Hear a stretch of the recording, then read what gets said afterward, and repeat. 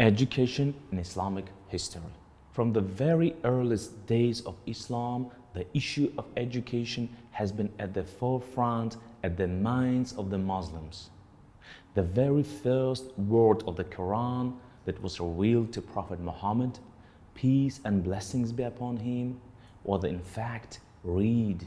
Prophet Muhammad, peace and blessings be upon him, once stated that seeking knowledge is mandatory for all Muslims.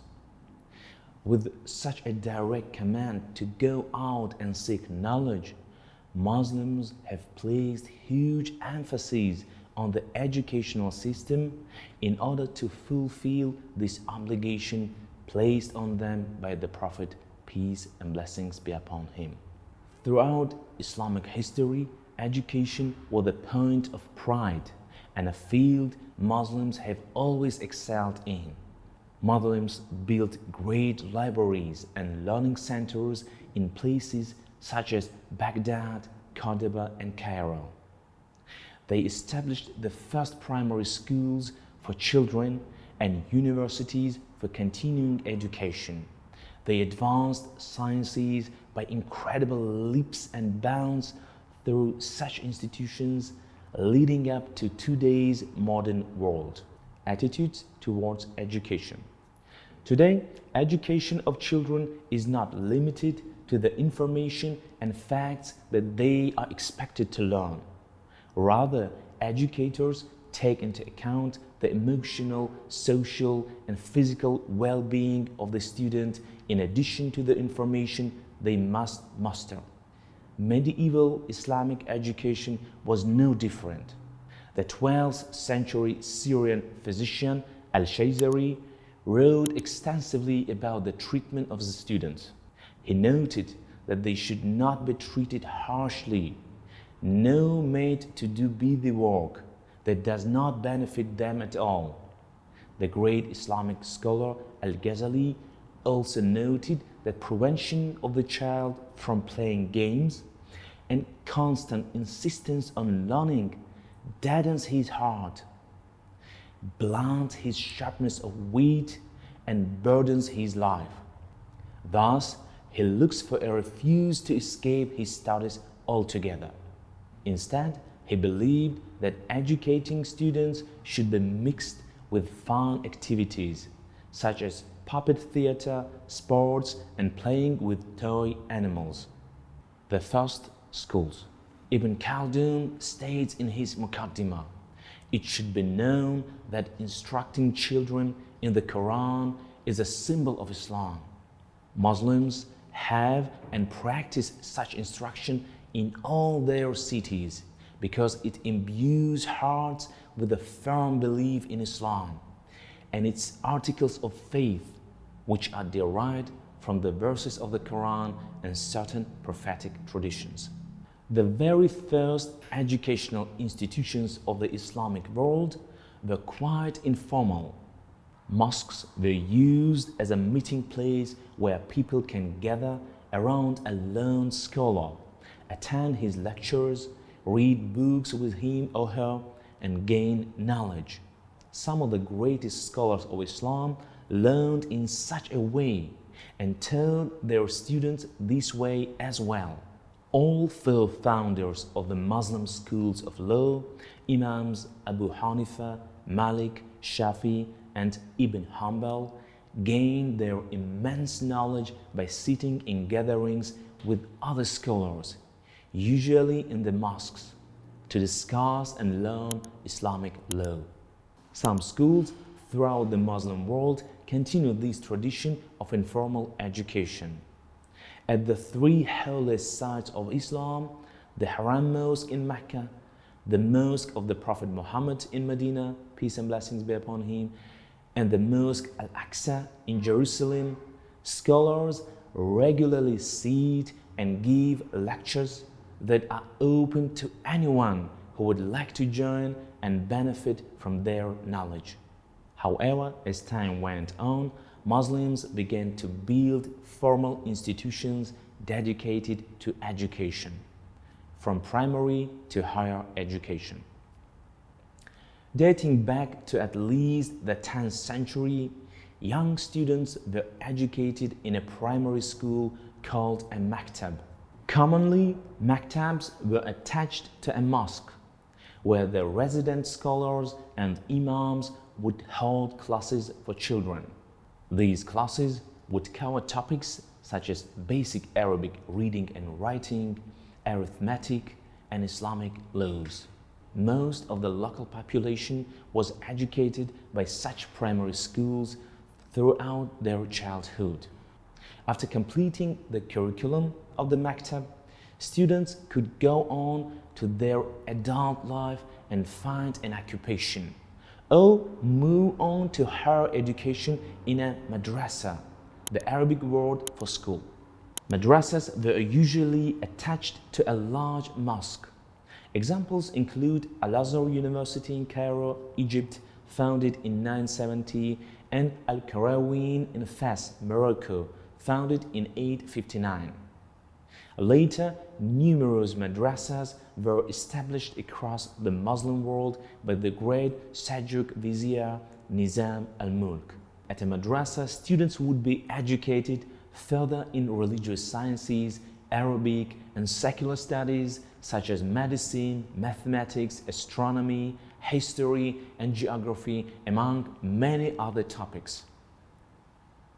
In the 1100s, there were 75 madrasas in Cairo, 51 in Damascus, and 44 in Aleppo. There were hundreds more in Muslim Spain at this time as well. These madrasas can be considered the first modern universities. They had separate faculties for different subjects, with resident scholars that had expertise in their fields. Students would pick a concentration of study and spend a number of years studying under numerous professors. Ibn Khaldun notes that in Morocco at this time, the madrasas had a curriculum which spanned 16 years. He argues that this is the shortest amount of time in which a student can obtain the scientific habit he desires, or can realize that he will never be able to obtain it. When a student completed their course of study, they would be granted an ijazah, or a license certifying that they have completed that program and are qualified to teach it as well. Ijazahs could be given by an individual teacher who can personally attest to his or her students' knowledge, or by an institution such as a madrasa in recognition of a student finishing their course of study. Ijazahs today can be most closely compared to diplomas granted from higher educational institutions. Education and women. Throughout Islamic history, educating women has been a high priority.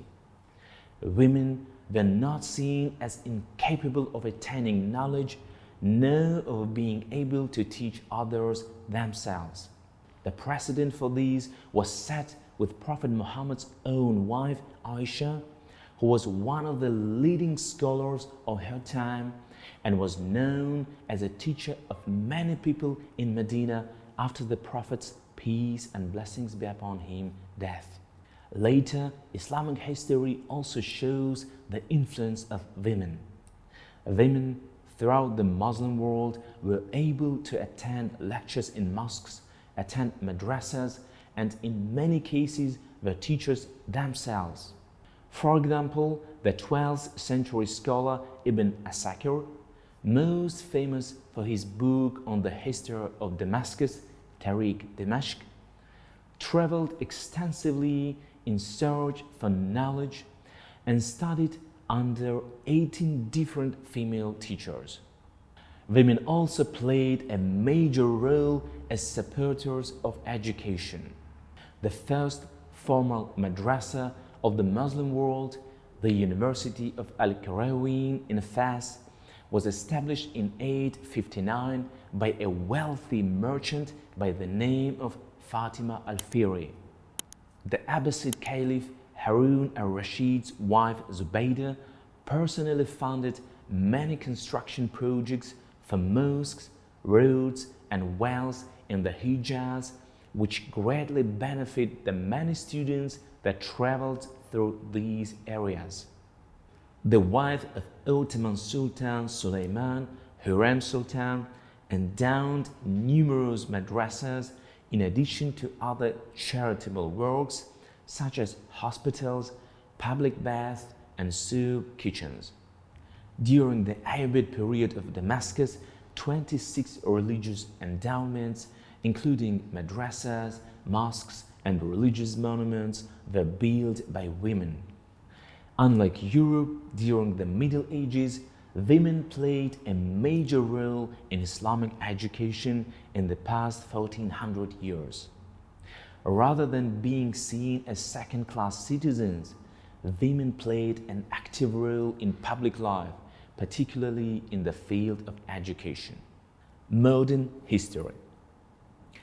The tradition of madrasas and other classical forms of Islamic education continues until today, although in a much modern, diminished form.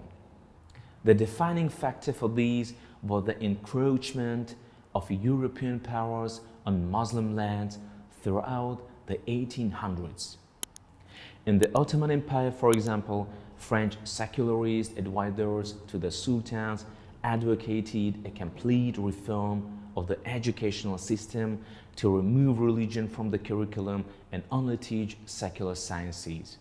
Public schools thus began to teach a European curriculum based on European books in place of the traditional fields of knowledge that had been taught for hundreds of years. Although Islamic madrasas continued to exist without government support, they lost much of their relevance in the modern Muslim world.